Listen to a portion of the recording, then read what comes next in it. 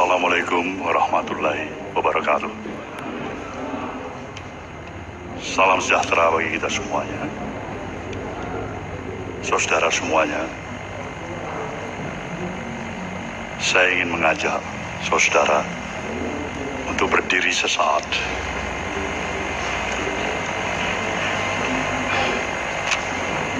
Guna mengeningkan cipta atas tragedi yang terjadi terhadap saudara-saudara kita beberapa saat lalu, tepatnya di stasiun sepak bola Kanjuruhan Malang. Kita turut berduka untuk hal ini semuanya. Semoga arwah saudara kita yang meninggal mendapatkan tempat yang layak di sisi Tuhan Yang Maha Esa. Hening cipta, mulai.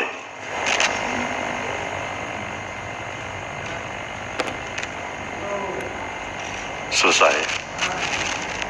Saudara, kami persilakan duduk kembali.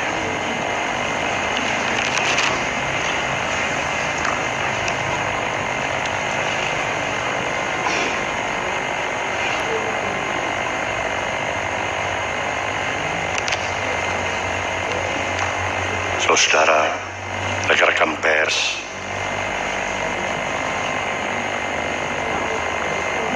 yang saya hormati, di tengah-tengah kita hadir juga Bung Anies Baswedan.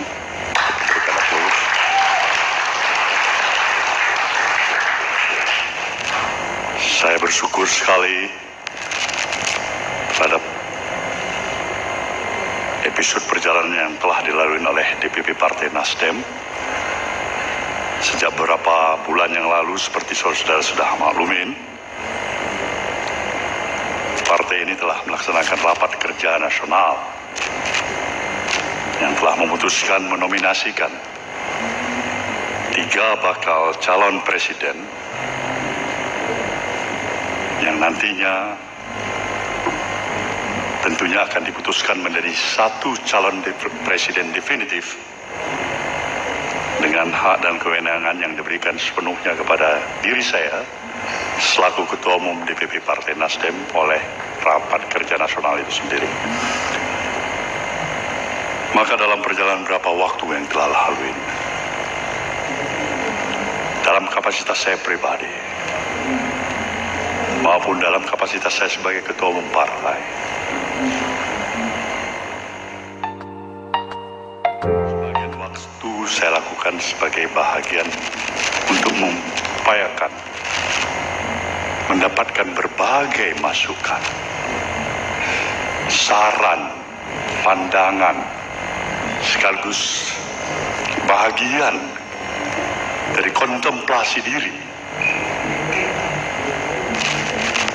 yang cukup banyak, memberikan waktu terhadap diri saya sebelum saya mengambilkan suatu keputusan. Dari berbagai perspektif pandangan apa yang saya pahami,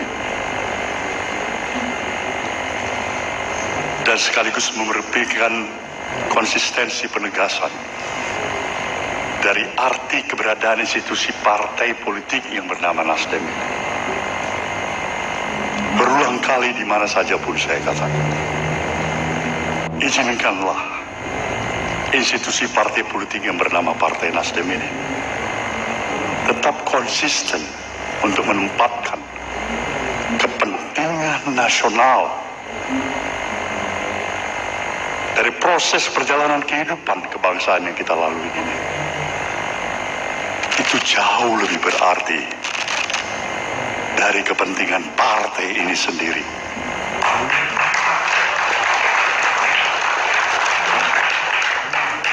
Konsistensi sikap ini memang mudah untuk diutarakan, diucapkan, tapi tidak semudah itu. Kita memiliki kemampuan untuk konsisten terhadap ucapan dan perbuatan kita sendiri. Tapi inilah bahagian dari makna dan dasar filosofis apa sebenarnya yang harus kita jadikan pegangan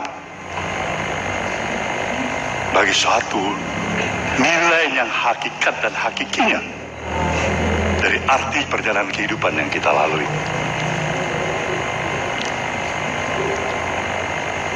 Saya mencoba mengenal dari apa yang saya pahami terhadap diri saya pribadi. Satu yang pasti saya ketahui, saya jauh dari kesempurnaan. Saya masih banyak dengan seluruh kekurangan yang ada pada diri saya dalam kapasitas sebagai individu dan warga negara bangsa ini. Bahkan kesalahan demi kesalahan. Dan tidak ada juga yang bisa saya salahkan jika orang juga menganggap. Sebagian menyatakan, mungkin saja ada bahagian daripada kedunguan, kebodohan yang ada pada diri. Tapi apalah itu artinya dibandingkan dengan sebuah sistem dan values niat baik untuk membangun bangsa dan negara ini.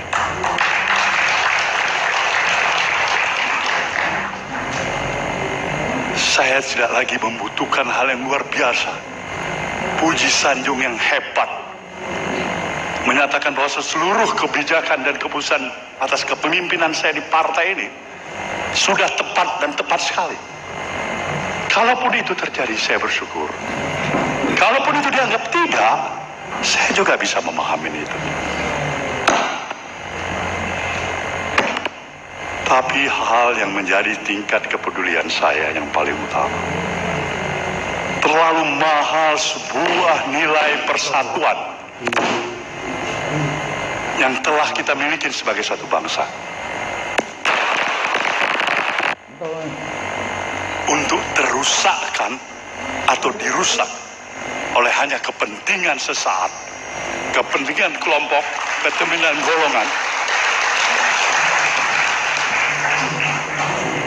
bahkan mengatasnamakan absolut kebenaran. Sebuah priorisasi yang kita lalui hari ini karena masa lalu, dan masa depan karena hari ini. Sebuah rangkaian panjang perjalanan kehidupan. Maka ketika semua judgement kesalahan ditujukan kepada siapa saja terhadap apa yang dikesankan masa lalu yang salah, apa itu artinya terhadap persiapan kita menyongsong masa depan anak dan cucu kita ke depan?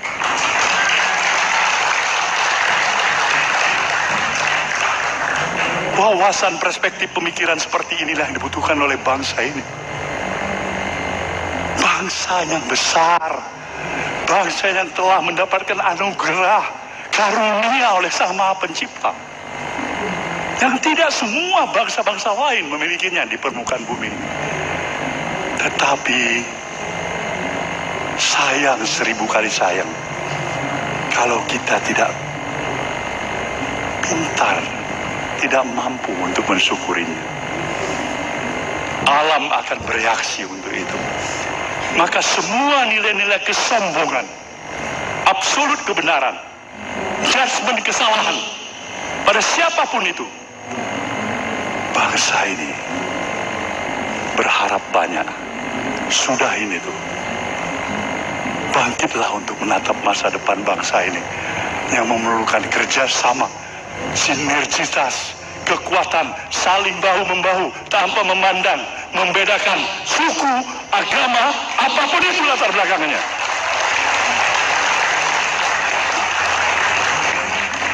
Ini yang kita butuhkan. Ini yang kita butuhkan. Nasdem menempatkan pemikiran-pemikiran dan perspektif seperti ini karena dia yakin dan percaya nobody is perfect. Tidak ada siapapun yang sempurna, termasuk diri yang berbicara ini, ataupun siapapun yang sedang berkuasa saat ini.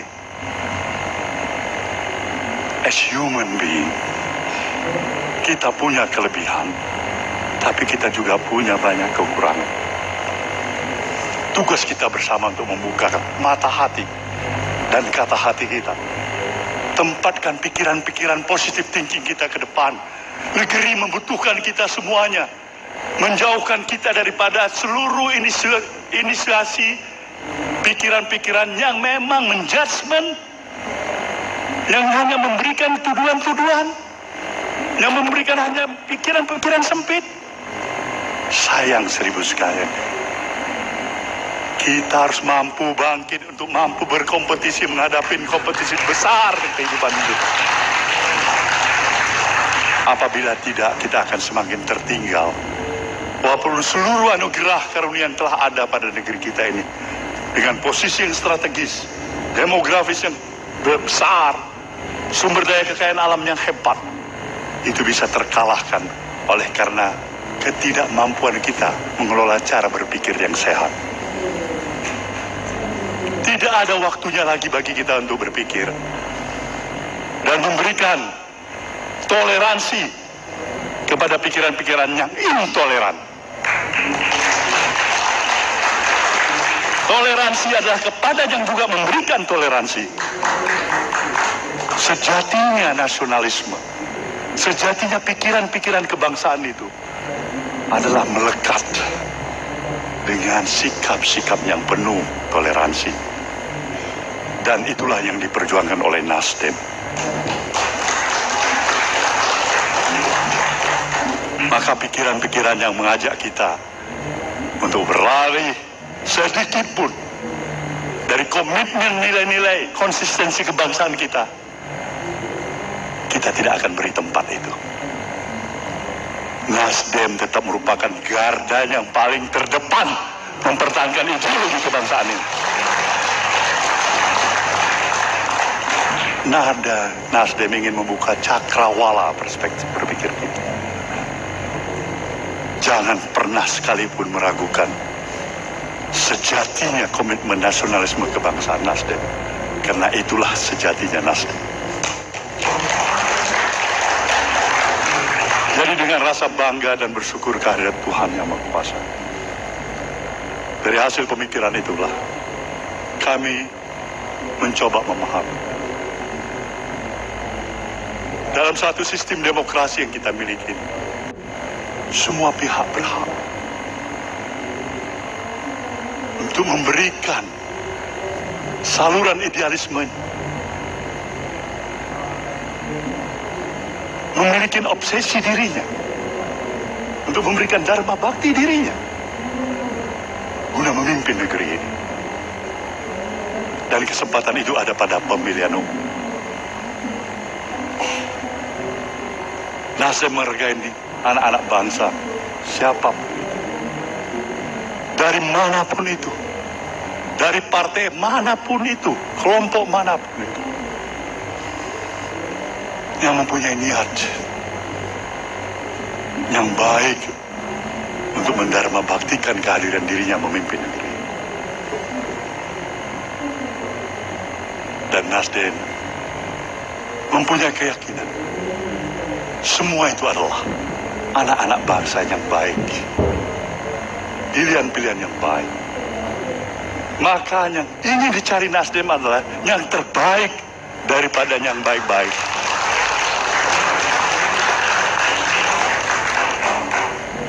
Inilah kenapa akhirnya Nasdem melihat seorang sosok Anies Rashid Baswedan.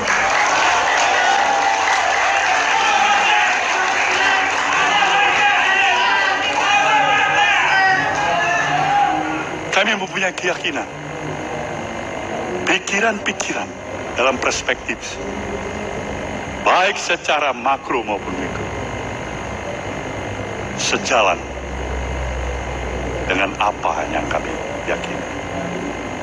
Kami ingin menitipkan perjalanan bangsa ini ke depan, insya Allah. Jika saudara Rashid Baswedan ini terpilih menjadi presiden nanti, pimpinlah bangsa ini menjadi bangsa yang lebih bermartabat, bangsa yang mampu untuk juga membentuk karakter daripada bangsa ini sejatinya. Kita tidak hanya bisa membangun perjalanan kehidupan bangsa ini dengan melihat aspek pembangunan fisik semata-mata. Itu diperlukan dan amat kita perlukan. Tapi yang tidak kalah lagi diperlukan adalah nation and character building. Membangun karakter anak-anak bangsa ini. Kedua-duanya ini kita perlukan.